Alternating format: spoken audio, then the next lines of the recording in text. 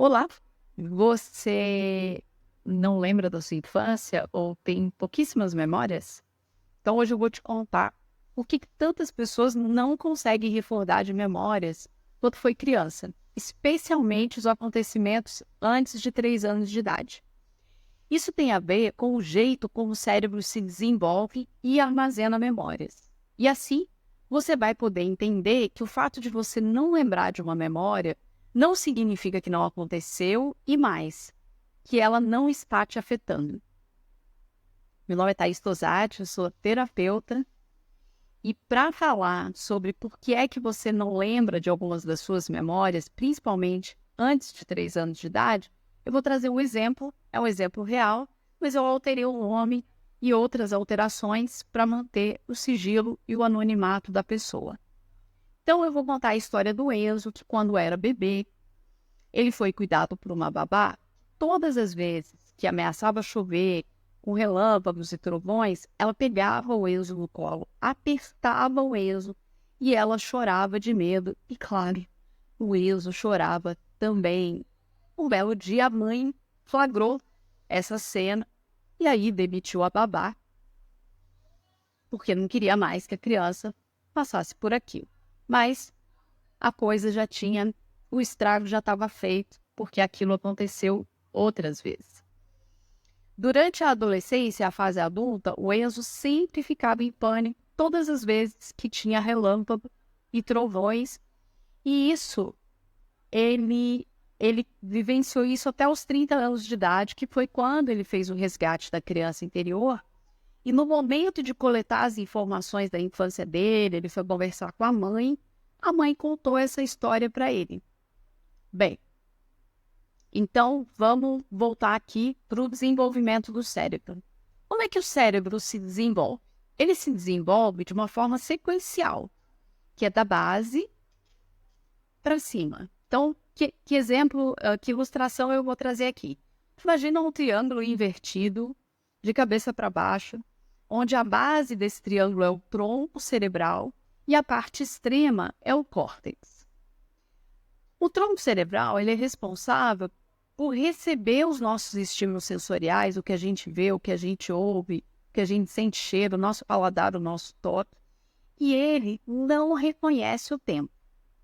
E o extremo é o córtex, que reconhece o tempo, é responsável por criatividade, linguagem, entre outras coisas. Cada parte do cérebro, inclusive as que eu não citei aqui, elas têm um jeito próprio de armazenar memória. Antes dos 3 anos de idade, não existe maturidade suficiente para o córtex criar a memória narrativa linear. O que significa isso? De quem, o que, quando e onde. Então vamos voltar para o exemplo do Enzo. O que ficou registrado para o Enzo? O som do trovão, dos relâmpagos e o medo. Até 30 anos ele não sabia da história. Então, até os 30 anos, ele não tinha uma explicação baseada em memórias do passado para dizer, eu sinto medo por isso, né? E aí você pode me perguntar, o Enzo tem memória desse trauma? Sim, ele tem memória, só que não é uma memória narrativa linear. É uma memória sensorial. Então, o som do relâmpago e essa combinação de sentir o medo, essa é a memória que ficou para o Enzo. E aí eu vou falar aqui rapidamente quais são os perigos, né, de tentar descobrir o que aconteceu. Quando nós profissionais que atendemos sobreviventes de abusos e eventos traumáticos, nós não temos a preocupação em ficar investigando por que é que aquela pessoa na fase adulta está com aqueles sintomas e sensações e emoções. Sim, a gente pode fazer isso, mas isso não é o que determina que algo foi traumático ou não. Quais são os riscos de um profissional ou mesmo de um cliente ficar buscando desesperadamente alguma explicação baseada numa memória narrativa linear, ou seja, um filme, né? O relâmpago, o trovão, Eu consigo lembrar, eu vejo a babá me abraçando quando eu era bebê. Isso possivelmente não vai acontecer por causa disso que eu expliquei. O córtex não está maduro antes dos 3 anos de idade, que era o caso do Enzo. O que ficou registrado para ele foram as sensações e as emoções, né? Esse medo, o barulho do relâmpago e esse pânico que ele desenvolveu e atravessou a vida dele até ele fazer o resgate da criança interior. Os riscos de ficar procurando uma memória narrativa linear é você inventar memórias e ainda poder retraumatizar por causa disso. E, na verdade, o que nós, profissionais, que trabalhamos com pessoas que tiveram traumas no passado é validar o que essa pessoa sente. É isso que é importante. E para você entender mais sobre isso, eu fiz um vídeo só sobre esse tema, que é invenção da minha cabeça, que as pessoas que vêm fazer o resgate da criança interior, elas trazem muito essa dúvida.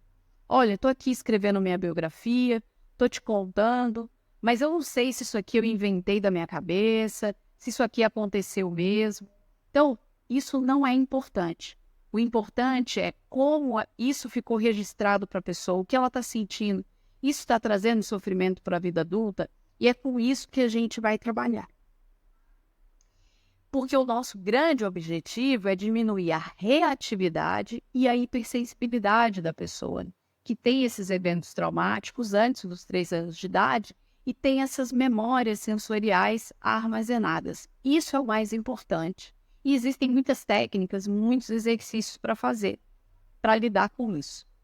Então, como foi para você saber que as memórias antes dos 3 anos de idade, elas não são narrativas, elas não são um filme? Você sabia disso? Como é que isso te impactou? Escreve para mim aqui nos comentários. Se você conhece alguém que pode se beneficiar com esse conteúdo, por favor, compartilhe esse vídeo. Se você ainda não se inscreveu aqui no canal, se inscreve. Toda segunda-feira tem vídeo novo e deixe o seu like. Assim o YouTube vai entender que esse conteúdo é relevante para mais pessoas. Muito obrigada e até o próximo vídeo.